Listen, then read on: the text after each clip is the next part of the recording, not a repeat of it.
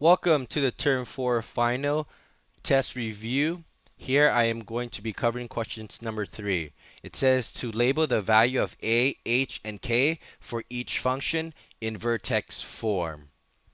Here we have to understand what vertex form is. Vertex form can be seen as g of x is equal to a parentheses x minus h parentheses squared plus k.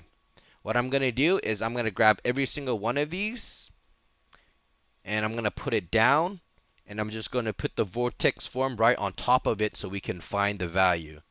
So for the first one, we can say that a is going to be equal to 2. Then h is equal to 2 because notice it's already a minus 2. So h is equal to 2. Then k is equal to 5. That's it. Then let's do B. Same thing. Let's grab the equation and let's look at B now. What is the A? The A here is equal to negative 3. The B is negative 5 because here, do you see how it's a positive? So for it to be a negative, okay, it has to be a negative 5 because it multiplies to make a negative. Okay, so when you write h, it's negative 5.